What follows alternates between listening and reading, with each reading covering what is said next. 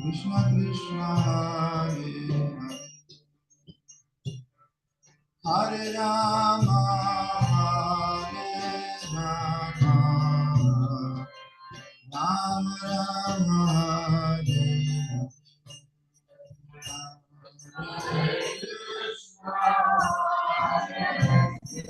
Krishna Krishna Krishna Hare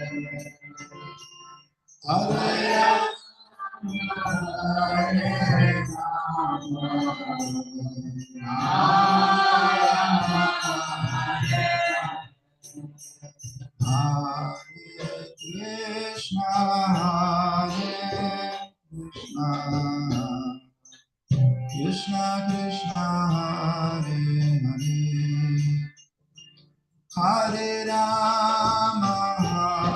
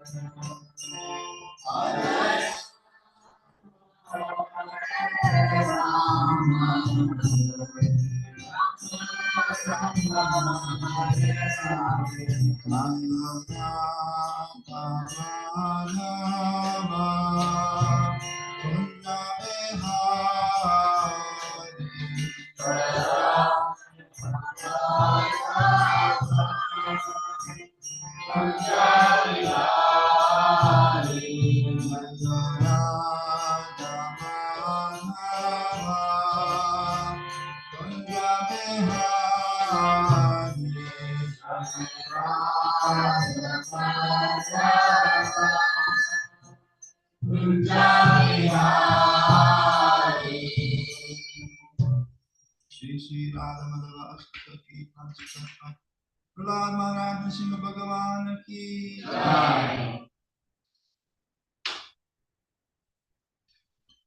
Om Namo Bhagavate Vasudevaya.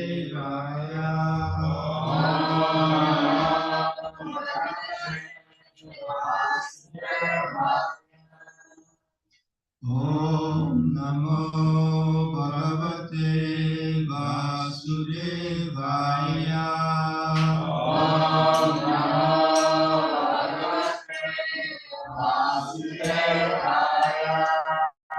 Om Namo Bhagavate Vasudevaya.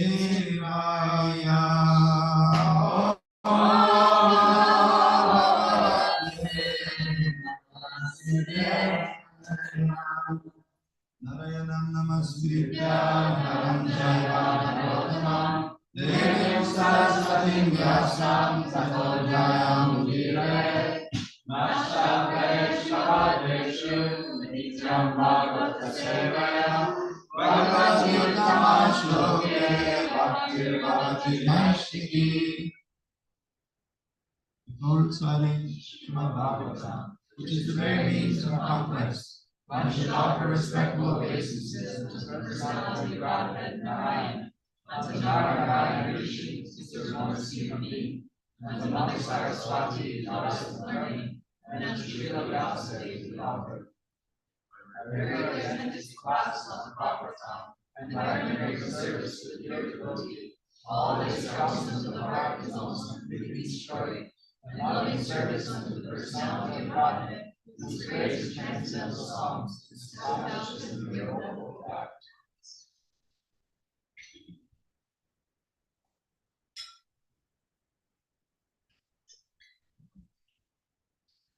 Hare Krishna, good morning, devotees. Good morning, my dear guests. Today we're going to be continuing to cover the last chapter of the first chapter. Dear resident Brandon G. Brandon Prabhus. He's going to try to tackle, and I'll be challenging him along the way. No pressure. And you feel free to challenge me, and also all the sadhus present. On the verse 1, 19, 24, but I think there's a whole section to read, so let's do that.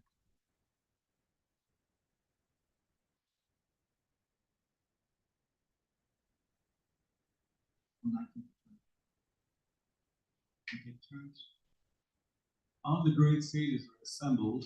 There also praised the decision of Maharaj and expressed their approval by saying, "Very good. Naturally, the sages are inclined to do good to common men, but they have all the qualities of power. Therefore, they were very much pleased to see Maharaj Parikshit, devotee of the Lord, in his full performance." So, for those of you who are unaware of where we are in Srimad Bhagavatam, this is the time when the unfortunate circumstance has happened of Maharaj Parikshit being cursed by an unexperienced boy who was the son of Chanika Rishi, and he felt there was injustice done to his father. Deeply in the heart, he felt justified to cast the curse. Maharaj Parikshit accepted it. He could have easily counteracted it. It goes repeated again and again. Easily counteracted, but he didn't. Because Krishna had plans. So this unfortunate circumstance that brought up a very fortunate circumstance, and that is, what is the very circumstance? The entire Srimad Bhagavatam. It came from the lotus lips of Parikshit's spiritual master, who was just about to appear on the scene. No spoiler alert. But he was 16 years old. He was very young. Assume. Was he experienced? Not much older than Shringi, probably. Just been a few years difference. There's a vast difference in realization. Shukadeva Goswami was not just trained, but Shringi was also trained. Although sometimes I wonder, where was mother? With Shanaka Rishi, with Shringi, where was the mother? Maybe that was the problem. Maybe that was the problem. Shringi forgot about the manner because, anyway, that's just my Srimad Bhagavatam fantasy. Something to reflect on. And I like to reflect on many ways we could improve standing and honoring the importance of our mothers, our ladies. So this is older fantasy, fun of that.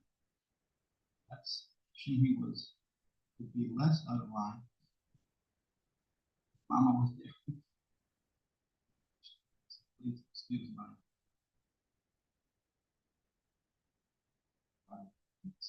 maybe there is some mention. So he brought from unfortunate circumstance, he brought up very fortunate circumstance, Srimad Bhagavatam. But more importantly, meeting his own spiritual master, Shukadeva. It says that after millions and millions and millions and millions of lifetimes, wandering throughout the universe, one fortunate soul, Bhagavan Jiva. Bhagavan means fortunate, very fortunate soul. Somehow, he meets, he comes in contact. His or her spiritual master.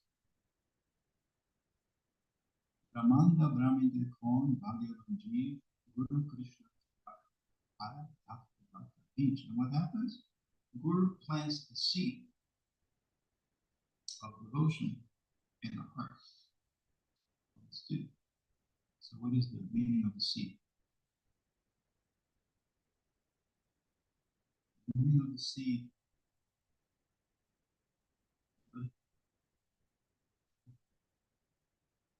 What is the purpose? Okay. Wrong question. What is the purpose of the seed? Arunji, to grow, yes. To grow, it has a potential. So how does the seed, what is the requirement of seed growing? Good soil, fertilizer. Arunji, you have done some gardening? I love that. I love nature. Oh, nature, okay. So, yeah, when the seed is planted or given in the heart, then there's a lot of cultivation to be done. When the plant finally comes out, there's a lot of protection to be done. You can see animals coming, nibbling on small plants. It's a dangerous world. So there's a lot of cultivation, protection. This is the spiritual life. It's very active in cultivating that. That becomes a small seedling sprout. Yeah. So when it sprouts, there's two leaves. First two leaves come out. One leaf is called Kleshagni.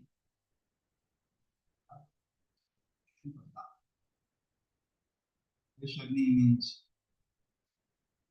eradication of all material distress. That's how you would know. When it sprouts, you'll feel some relief from material torment.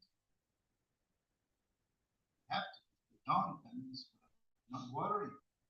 We're not doing something right. We're not cultivating. So it's always good to stay alert and keen in ways to cultivate the best. The other leaf, small leaf, it's called Shubhada. And it is, as we get rid of the inauspicious things, auspicious things will also manifest, start to manifest in our life.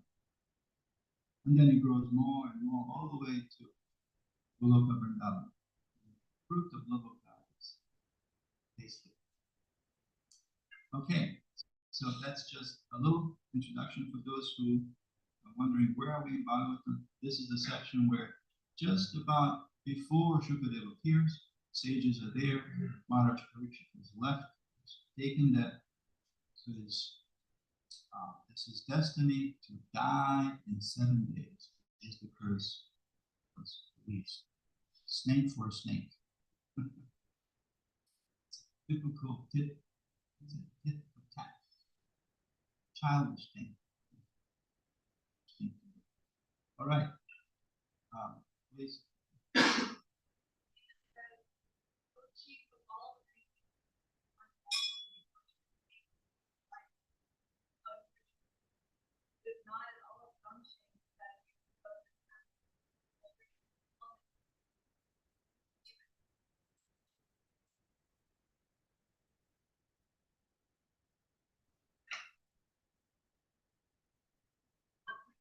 This way, we shall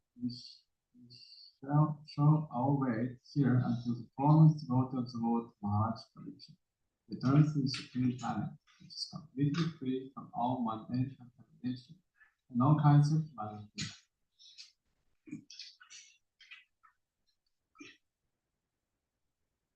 All those who feel like sages and grace indeed, full of being and completely exquisite as perfect. So after hearing the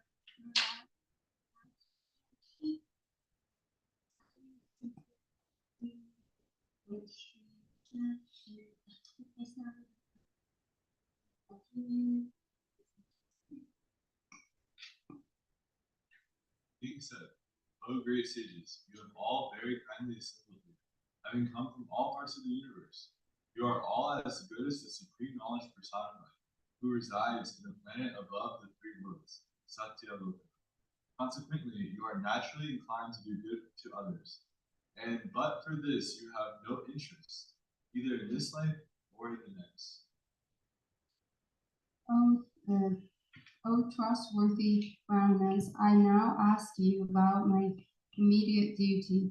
And please, after proper deliberation, tell me of the unalloyed duty of everyone in all circumstances, and specifically of those who are just about to die. Thank you. You see how wonderful this exchange is?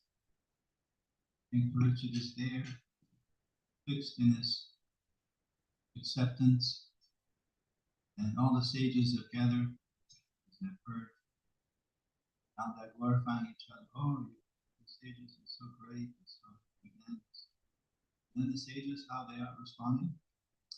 Oh, you king, you're so fallen, Hasta, dealing with mundane subject matters.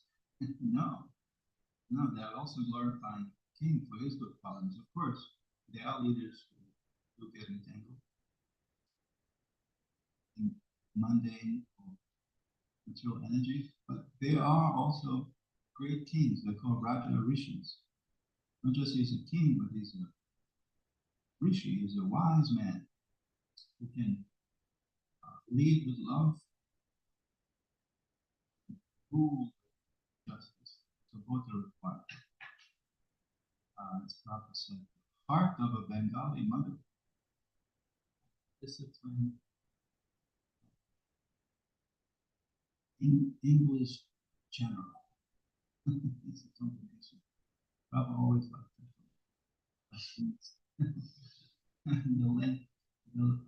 The blind man led by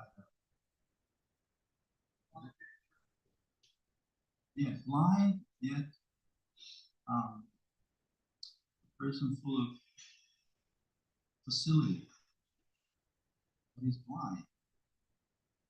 He needs to be led by maybe a poor man, it doesn't matter, but who is not blind, but has a clear vision where to go. So combination yields some good results. Otherwise, a blind man leading another blind man, and they all fall in the ditch.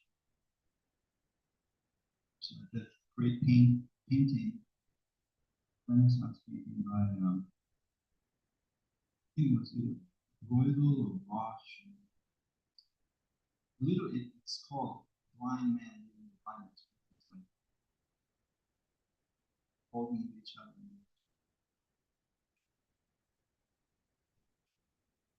It's not a new topic. It's been a problem for at least some centuries, thousands. Kali Yuga. In the process, everybody's suffering. Okay, so just because, these are not those kind of kings. Maharaj Parikshit was a great king, Raja Rishi, and sages recognize him, his greatness, and therefore glorifying him. And here, he asked two questions. This is the beginning. So the whole first canto was kind of prelude to these two questions. And the answer to these two are pretty much the entire Bhagavad. The rest of the Bhagavad is just answering two questions, which is actually just one question. Right? If you look at it, it's just one question. Right? It's kind of one question nested in two. What is that one question?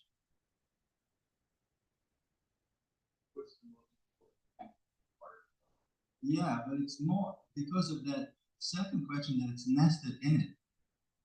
It's more urgent. It's more alarming.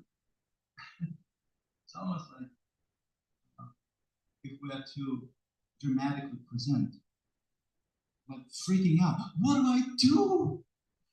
What do I do? There's a problem. Fire. There's a house is on fire. Right? It's not like armchair philosopher. Oh, let's explore our situation. uh, we are here comfortable. House is on fire. What shall we do? Let's examine. Now, this question is, what do you think, Brandon? How does this question strike you? When I read it, especially when I read the purport, it's like, I have a problem. Oh my God, what was this song? Um, when the beds, midnight portal. How can you sleep when the beds are burning? It's by Midnight Oil. I think, please, I'll look it up and you can share how does this these questions how describe you? Yeah, so it says like basically that one of the questions is what is the specific duty of one who is to die very shortly? But we're all going to die very shortly because we're all, you know, that's one thing that's guaranteed in this life. And so basically the question is what is the specific duty, which is to chant the holy names. So in that way that we go out in a state of love. And so that's what I perceived from this when I read it, because both questions is like you said, it's the same, basically the same question, because that's the duty. What is the duty of everyone in all circumstances? And then it also follows up with what is the duty when someone is going to die shortly. So that duty is to, you know, to focus on God as we're going out, and also every single day.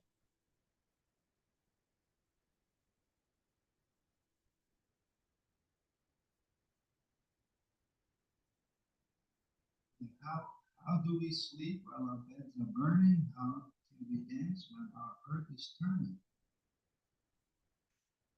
It's a nice pop song I remember. Yeah, if you remember, a while back I mentioned how, speaking about the world set on fire, our bodies also burning as we speak. It's called entropy, right? This fire is unperceptible or imperceptible. You cannot see. As a matter of fact, we think, oh, it's a beautiful nature out there, right? Such a nice spring, morning, whatever. We think we can enjoy, and the enjoyment is real, but in reality, it's in a flux. It's set on fire. I mean, very micro fires, the whole universe. But this law of entropy is set on. And it's been there for a long time as the theme for many philosophers. They were questioning our whole existence. And what is the duty of one who is in that situation? Is it to, because we all know, we all understand the passing of time. So is it to find ways to numb ourselves? Get about this problem as a, what is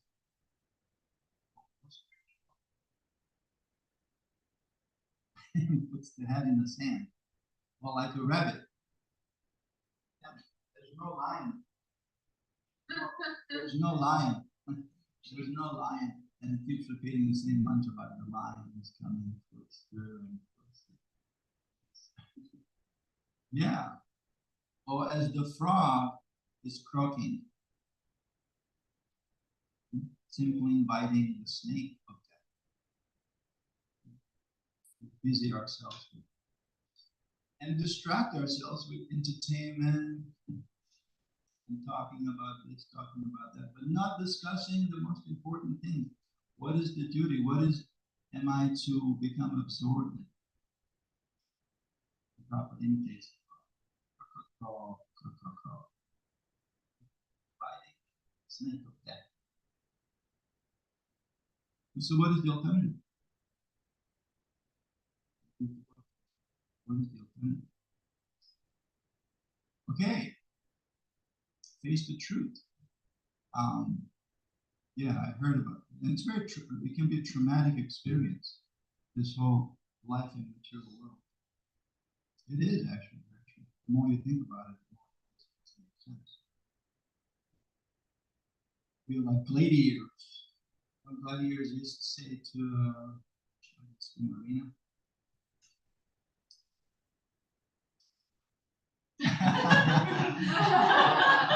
That's a different one. I love pop culture references, but that's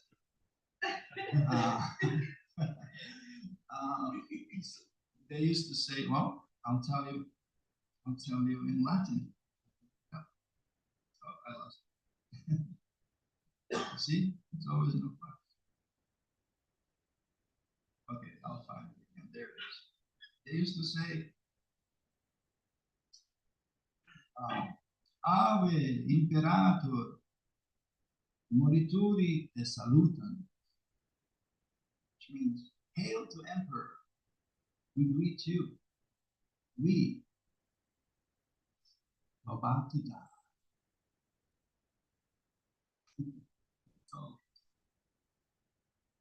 So we salute, but not to the emperor. We pay taxes, but who do we salute to? To Krishna. And how do we die? As players of spiritual warriors. We die before dying. That's how we die. We have to die before dying. Unless we die before dying, our death is ultimate trauma. When we are ripped apart from everything. What do you think? Is it a good idea to die before dying? Because through that, we get life.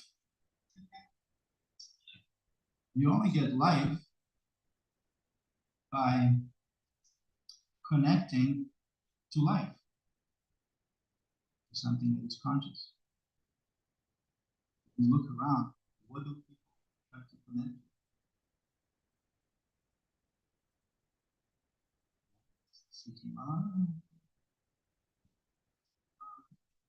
Not just possessions, but other things.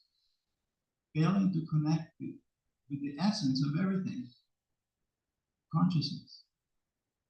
Self and super self. Atma and Paramatma.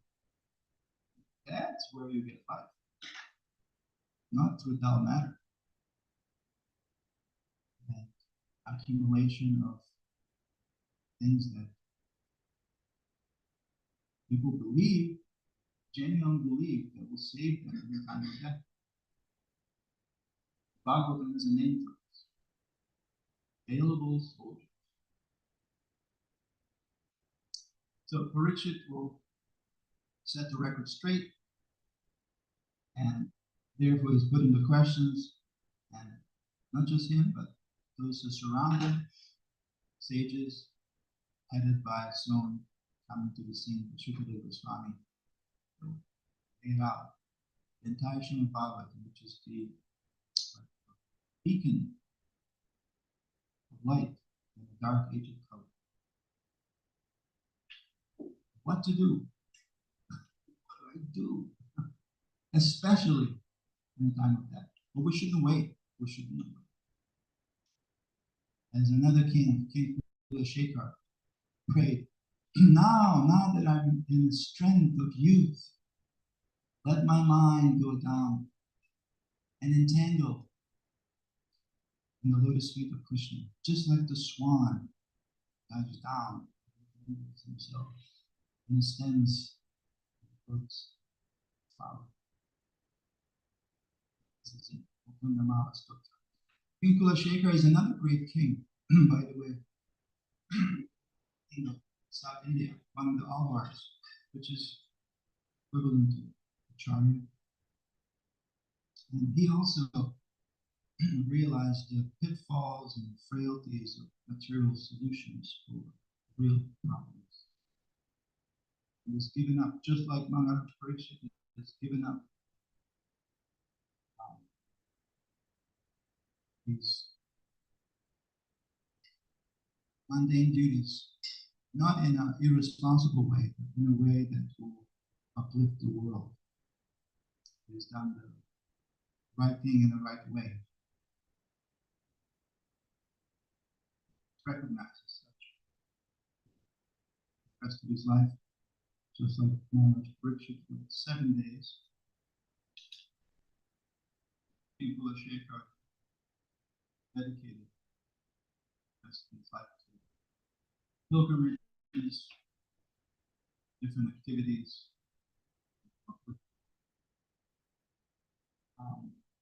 Let's read the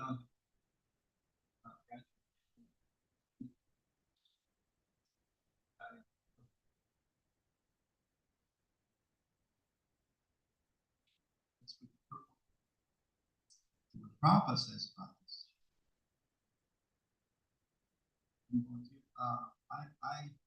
I will tell you.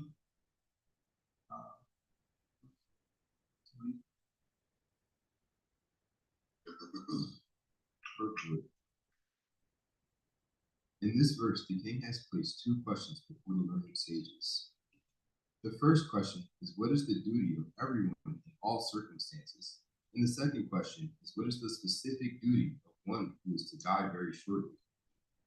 Out of the two, the question relating to the dying man is most important, because everyone is a dying man, either very shortly or after 100 years.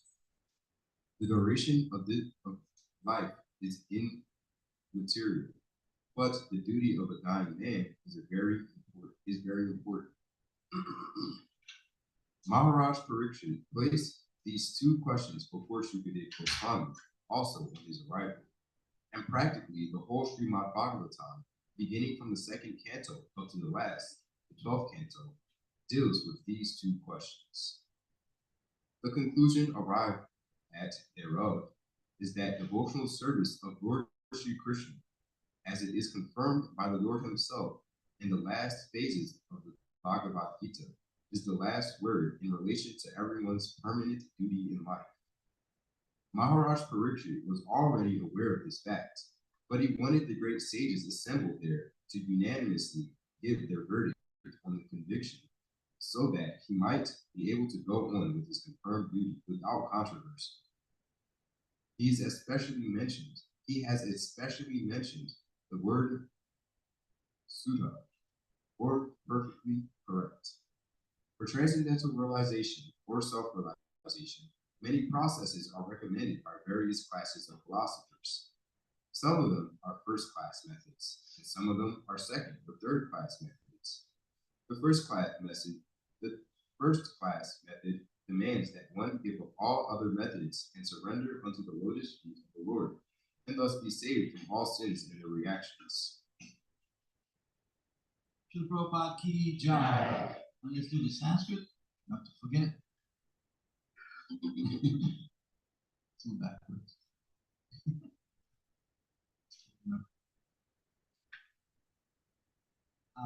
We're going to take turns. So I'll start and then we're doing it right. Let's do it. Tataschavai prityam imam vipriche.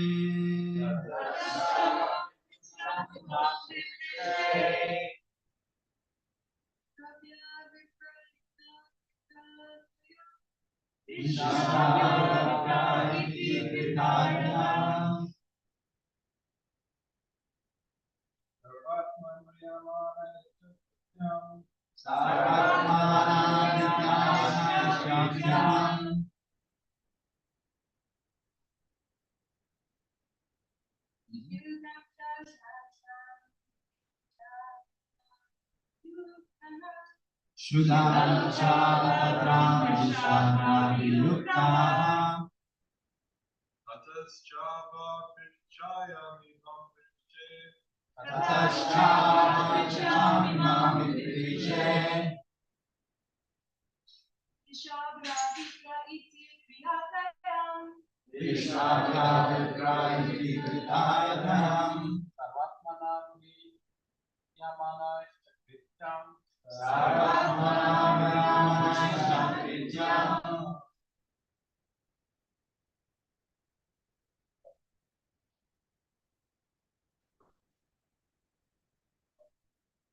Sudham Chatatram, praise Shatab,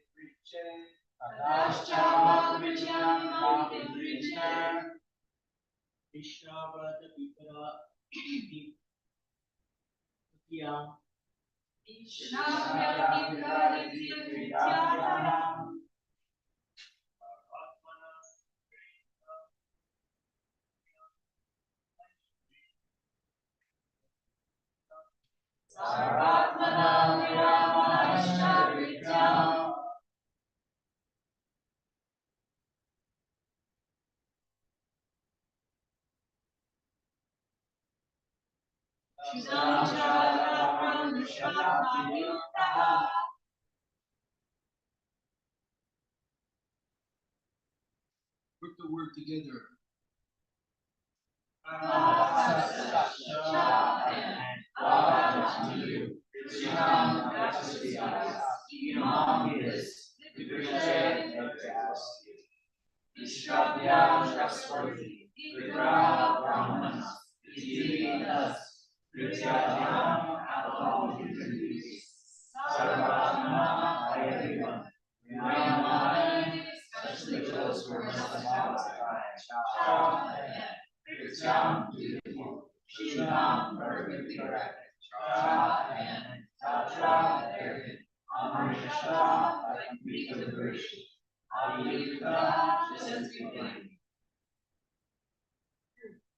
Oh, trustworthy Brahmanas, I now ask you about my immediate duty.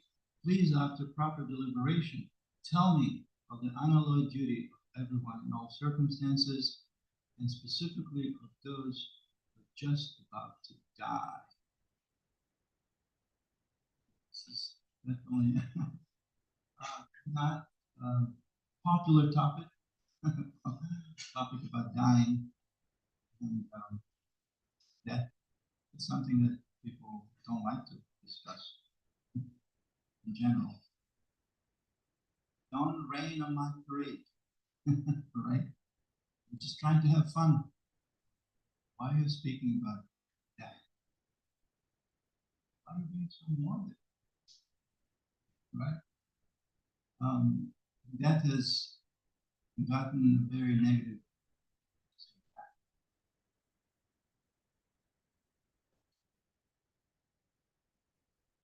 Because it reminds him of that there's an expiration date.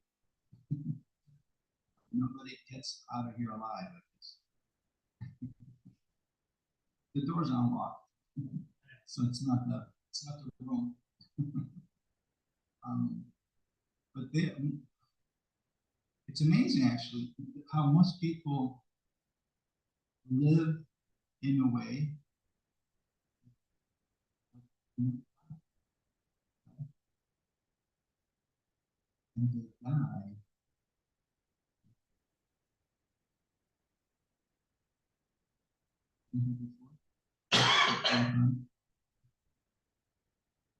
Yeah, it's the most amazing thing. This is what one of the answers in Yudhishthira on the lake of death. What is the most amazing? And he was asked by Yamaraj. So,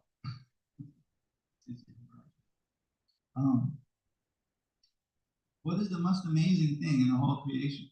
That was the question. He was asked 100 questions in order to cross the lake of death. One of the questions was, what is the most amazing thing in the whole creation? And the answer was? What was the answer? Besides presence in G. Anybody else? Besides you also. Okay, Shantanu.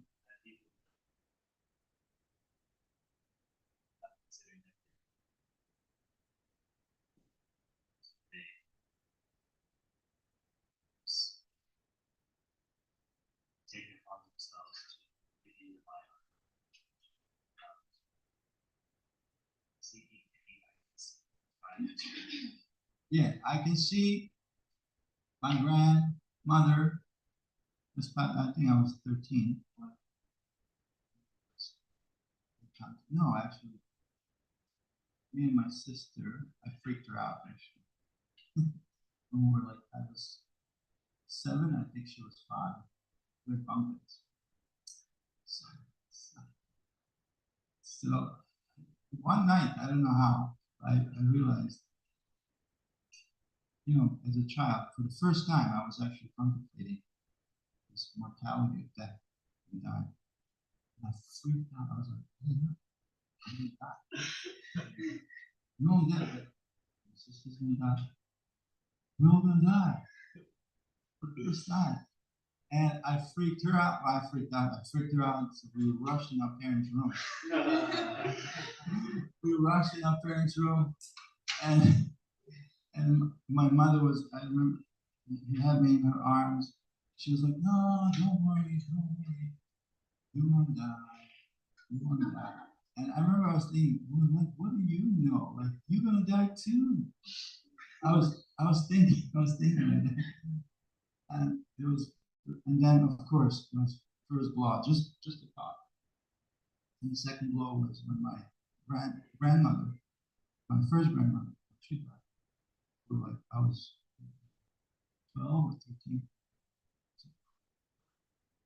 So we see, so the most amazing thing we see, grandmother, grandfather, other grandmother, some of my friends during the war, not many, a few. People around us dropping. And yet somehow, deep down, we think, it will never happen to me. It's only happening to somebody else.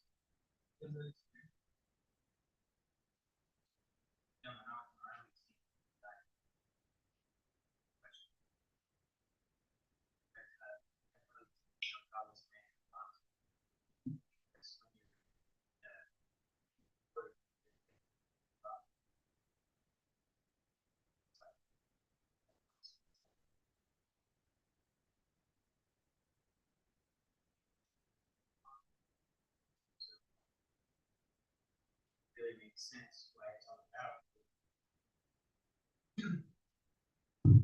Yeah, for those of you who don't know, Brandon has served twice. Brandon has served once and was deployed once. What I meant is served and was deployed once. And we thank you for service. And so, yeah, battlefield is something that it's very raw. You can see that the frailty and how fragile our existence is. Benji? Yeah, almost same thing, but what you experience and the people will die at the age. Maybe you also at the same similar age. I never expected people will die. For me also, I was thinking people will live forever. But I came to know that I had the same feeling. I was crying. I went to my mom and I was saying same thing. People really die. I never thought the people will die. That's really at that young age, I came to know that people will die. That's really same experience I had got to It's a form of self-realization. Somebody said, facing that ugly truth can be very, very liberating. And it is very liberating. To give credit to my grandmother, who used to say, the truth is beautiful no matter how ugly it is. Because truth will set you free. Always follow the path of light. Tamasoma Jyoti Kama. You come out of darkness, come to the light. And light sometimes can be painful. When you're in dark for long enough, what is it called? Cognitive dissonance. When you're in dark for long enough, when somebody just, it's not a switch sound, click, it's the switch sound, then it can be very painful. The light, it can be very, Turn it off. Turn it off. We don't want to hear the truth. It's too painful. So we ignore, we numb ourselves. Cross-app program.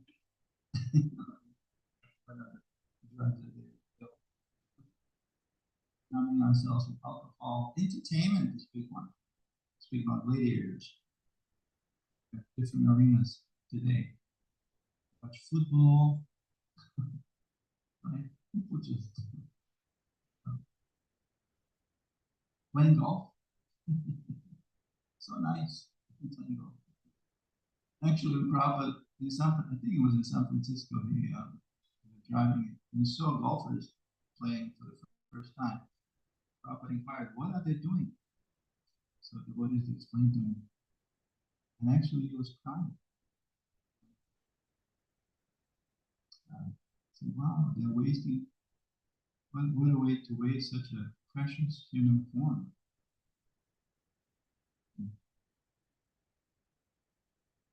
Of course, when priorities are set proper, there's no harm.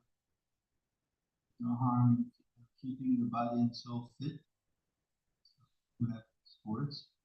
And when that is all in all, we forget, we come to a state of oblivion and forgetfulness of important questions in life, of which these two are focal point, and everything's pivoting around these two, the entire Bhagavad. The second canto will be like a summary of the entire Bhagavad, and the rest is just exploration, question. Packings. Wonderful Bhagavad. Srimad Bhagavatam is a wonderful Bhagavad, most wonderful story. It's infinite. We have 12 cantos, but just goes on and on. Maybe in one of those there's a mother. What? Teaching, but he will still be disobedient. This is because he didn't listen to his mother. Just to glorify motherhood. Brandon, tell us more. Did you have any death encounters while out there? Yeah. What was the feeling? At one point, the first one was just kind of like a little bit of like fear. Like, the most fearful was when I actually got shot at. That was the first time like I felt like, oh my God, at any moment. And so my instant reaction was just to drop. So and I had a big bag on my back. So I was the assistant gunner for 240, which is like the biggest gun, and so I fell backwards and almost broke my arm. But I was in shock because of like the fear of death. Because I was just like I wasn't ready. Like, I just felt like I wasn't ready because I didn't have a relationship with God. I didn't know what's the point of life. I was like probably about like 20. Doing it. They had me going like I was only I think in the military for about 6 months, and then they deployed me. So I went straight out into combat and get done practice because a lot of them they already went to the practice, and so I just got thrown right into the war, and it was just like a little overwhelming for me, and so I kept forgetting things, and so because like underneath that pressure, it's just like the fear of death, and when you're not ready, it's like I just got in such a state of fear that I would just like forget things a lot, like forgot my weapon outside the vehicle, stuff like that, and then it led to them pulling me out of the field, and then when I was pulling guard and security camera, somebody in placing an IED, which is an improvised explosive device, and I called in Dark Horse, which is kind of like helicopters drop the bombs on them, and at first I felt kind of like a little bit cracked. I was bleeding. I called for that. I called that, like that. And so for a little bit, that it kind of, because I seen the guy after he died. They sent us pictures and he saw like mutilated and stuff. And so for me, it was just like, I felt like, even though I didn't directly, kill the person or something, but I felt like it was, so for a while, that was kind of like a little traumatizing for me for a while. But then I learned that, that if I want to have Paul, this is where like, I learned that it was my Dharma that to call in that. So if I wouldn't have called in the dark horse, then he would have blown up all my team because they were going down this road that was unclear, and that guy was in place in my team. So that was one of the occurrences, and then the other one was witnessing, like 4 people. It was like 4 people were in the back of this truck. I didn't get to see the other people, but I was pulling guard on security camera, and then they drove down this road, an uncleared road, and it was the Afghan National Army, and it blew up their truck. It was like Advaita and Prabhus pickup truck, like a small one like that, but it went down an unclear road, and we told them like it's not clear, but they thought that they had it. I'm pulling guard really close, and it was like a huge explosion, and you can see like the vehicle just explode. And so for me, that like, yeah, it can be traumatizing, but then once I realized that death is a part of life, I was able to get past that and to believe in trauma. So for a while, I couldn't because I didn't want to face them because some of the stuff you see, it's just like it's hard. And so I feel even more for some of my like I had a friend who was actually in the army, got his legs broken. So and they actually pulled us out early because it was just getting way too crazy. Because where we were at, we're on top of a mountain, so we received contact, which basically means we get fired at like a lot at times. I'll mid sleep, all of a sudden we get woken up and it's like we're getting shot at. So yeah, it's just it definitely made me like realize that there's got to be more to life than just like what I've been chasing when I was back home. But instead of actually getting help, because the way they kind of make you feel in the army is that you need pussies. That's what they made me feel like. So I turned to drugs and alcohol for a long period of time, which I drank myself into a hole, and then eventually I killed myself. But that contemplation about death is what primarily kind of caused a lot of my issues. It's just I didn't know what the point of life is, and like it just didn't make a lot of sense. You know what I mean? Like, and I felt like, and I just didn't want to do it anymore. That's why I didn't want to. I didn't want to do more. It's like I feel like in third person too, And so if somebody came into our country and was trying to boss us around, we're going to retaliate. And so in a sense, I kind of felt like compassion. So it just feels like it's happening in the world. You might have to kill something like that. So that's why I'm grateful.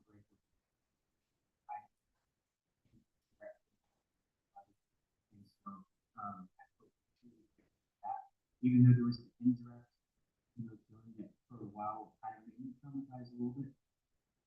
Besides that, I feel something that I had that knowing that, but if you know that it's for a duty, just like how by the week I was telling you that it's have to do things for the right purpose.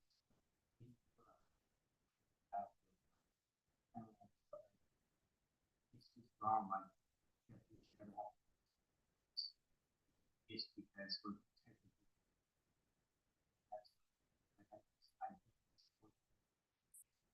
that's terms that are so I'm meant to serve and not this capacity. You mentioned the point of gratitude as well.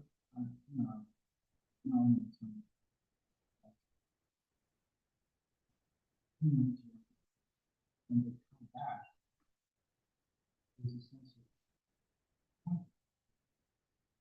They take whatever the values of the difficulties that they face and the experiences and the in terms of the reality about it. When they come back, when what are you guys doing? Like, do you understand, right?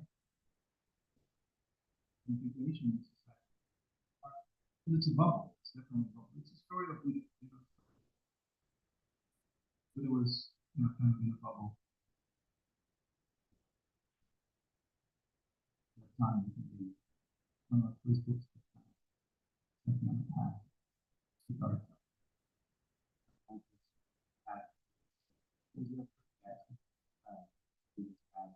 of meditation, Buddhism. That was like the first. Well, Buddha was exactly the experience outside of the bubble, outside of artificial comfort, it's free from old age, disease, and death. And if you look around, let's say a car accident happens, what do? They cover the body, keep moving, everything's fine, right? Can't see nothing. Not in India. In India, everything's fine. In India, the truth is looking at you straight in the face. But here, it's a bubble. Old people, where are the old people? You see old people in the street? No, they're in old people's houses. Again, set away so we can stay in the bubble. Where are the old sick people? See them walking? All the lepers and disease walking down the street? No, where are they? Yeah, put away in hospitals. It's a nicely organized society. What it is, it's a nicely organized bubble. We don't think. But Buddha has managed to cross the boundary.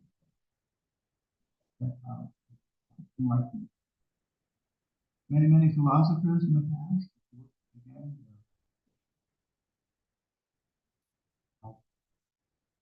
great masters, they keep the skull on their writing table. Why do they keep a skull on their writing table?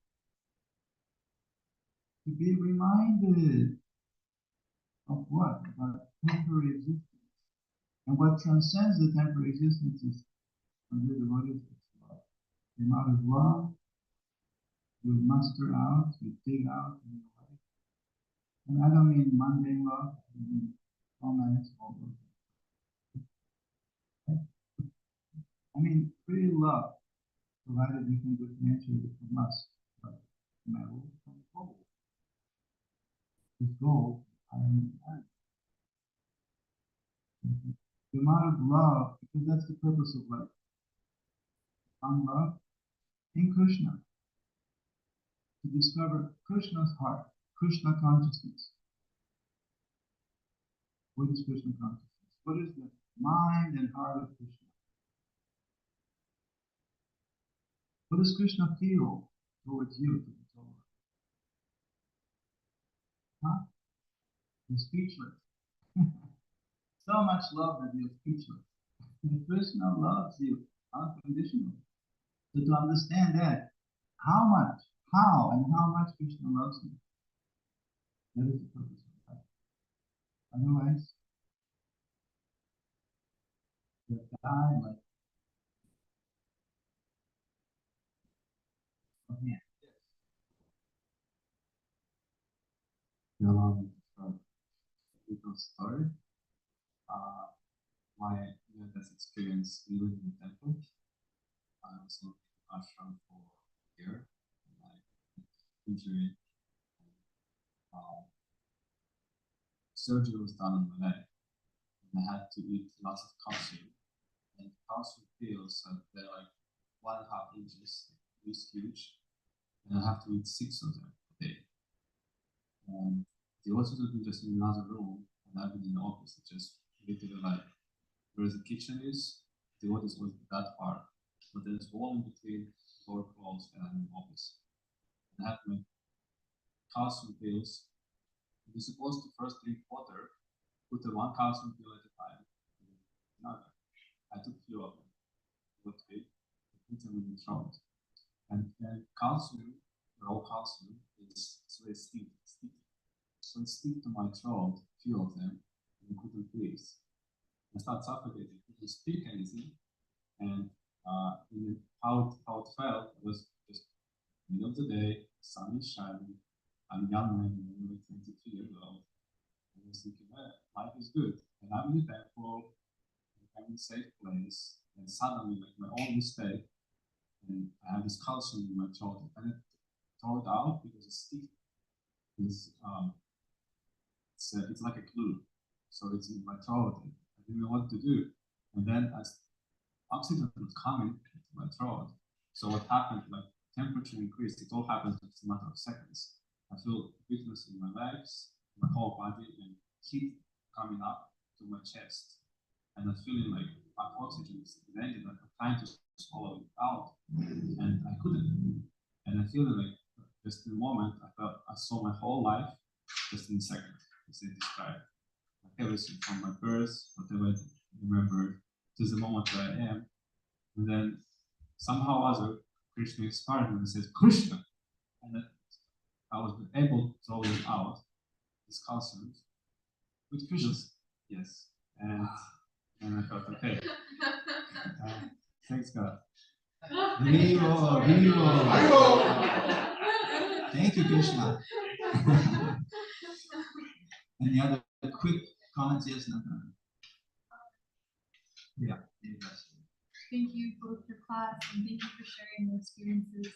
I had a quick question. When the house is on fire and you realize, oh my God, the house is on fire, how do we not freak out? And how do we like calmly, patiently practice devotional service? Yeah, you said calmly, patiently. By following Srila Rupa, enthusiasm is always coupled with patience and confidence. It's not just enthusiasm, but also patient, confident. Two things, cool head and heart on fire. As we have a heart on fire, we also require a cool head. Never freak out, whatever the situation is, the rule is never lose cool. Why? Because Krishna is right there. It's all just a nightmare.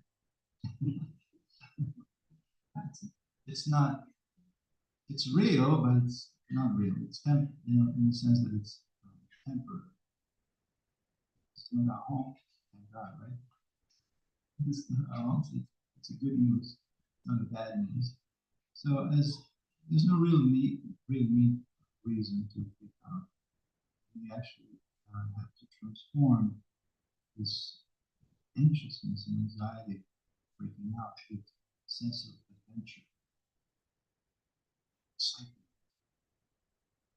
Not only do that, place uncertainty with faith.